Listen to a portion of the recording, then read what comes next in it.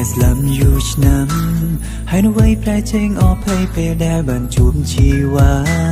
មិនដឹងមកពីហើយនៅវ័យបេងដូងនេះលោតឆ្លេឆ្លាមិនស្ដាប់មិនជៀមចាំងវាសំឬក៏មកពីនិស័យដែលចាឲ្យបងនឹងស្រីជួបគ្នាមិនមែនចៃដន្យឬមួយក៏យើងជាគូព្រេងនឹងគ្នាពីជាមុនតើវាអាចទៅរួចតែទេត្រឹមមួយវិញនាទីមិនចង់ឃ្លាតជីវិតទៅណាពេលដែលបងរស់គ្មានជីវ៉ាជីវិតឯកាណាំងស្ងួនបើសិនបងរស់គ្មានអូនជីវិតបងច្បាំងត្រូវសនតើនឹងទេ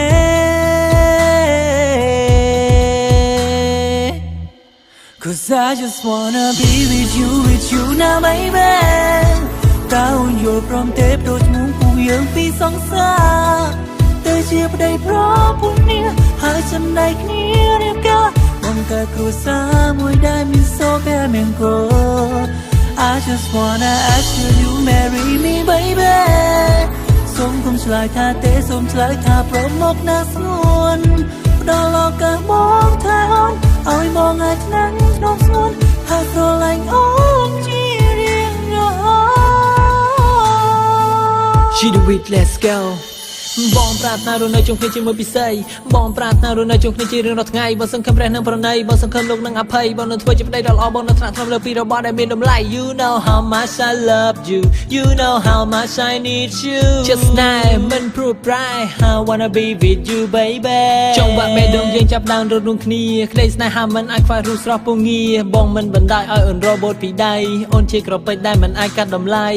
បងមិនខ្វល់ពីអ្នកដែលមានល្បិចសម្រាប់បង you are perfect ត្រូវចងចាំទុកណា baby I wanna be with you baby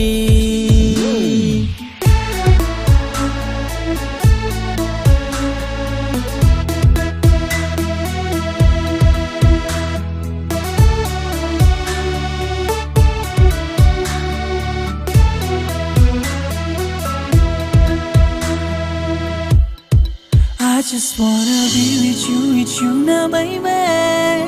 តើអូនយល់ព្រមទេបដូរឈ្មោះពួកយើងពីសង្សារ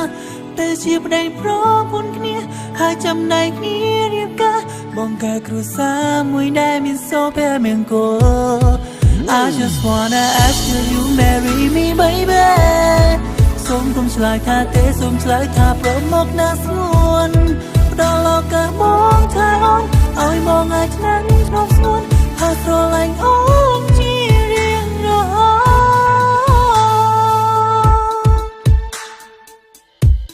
ត I just wanna be with you now baby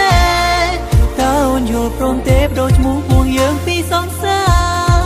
ទៅជាប្តីប្រពន្ធគ្នាហើយចំណែកគ្នារៀបការបង្កើតគ្រួសារមួយដែលមានសុភមង្គល I just wanna ask you marry me baby សូមកុំឆ្លើយថាទេសូមឆ្លើយថាព្រមមកណាស្ងួនផ្ដល់ឱកាសមកថាអូនឲ្យមកថ្ងៃ